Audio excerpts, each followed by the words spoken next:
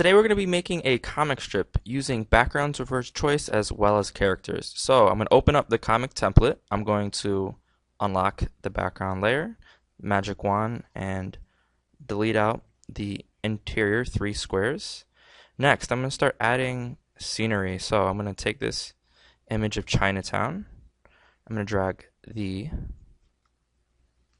background over it. I'm going to squish it down some. That looks decent. I'm going to hold Alt to create a copy.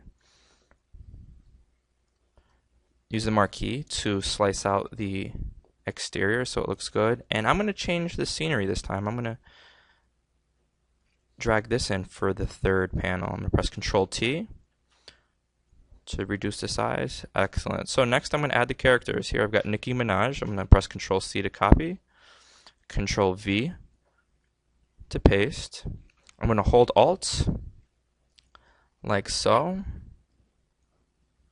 There she is in the 3 panels, and I want the top of her head no more than halfway up the page because we need to keep space for dialogue. So here I've got Chris. I'm going to press Control T to reduce the size. So let's see, that looks great right there. I'm going to hold Alt. Now, the dialogue is probably the most challenging part because you want to come up with a story, a little narrative that's engaging, that's compelling.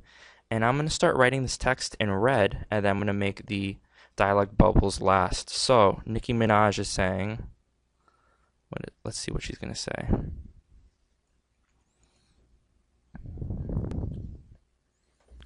She says global. And I'm making it in red just so I can see what the text is over the background. She says, global warming is real.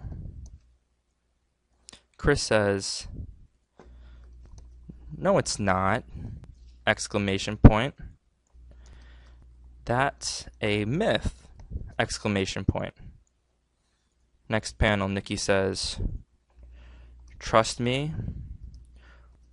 One day, we will all be underwater.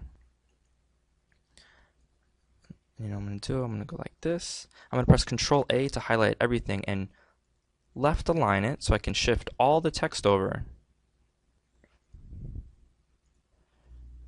Chris says, that's a lie.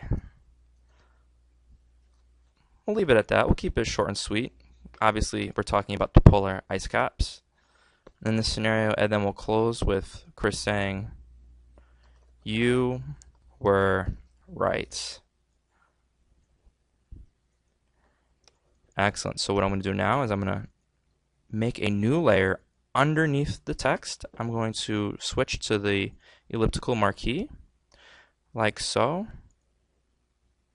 Polygonal lasso, hold Shift, 1, 2, 3, 4, seal it up, right click, stroke, we'll have it on the center, right click, fill, and we're going to have the background white.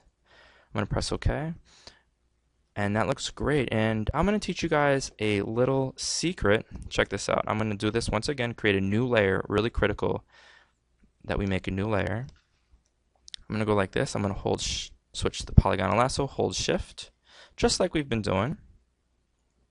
Right click, stroke, right click, fill, background white. Now check this out.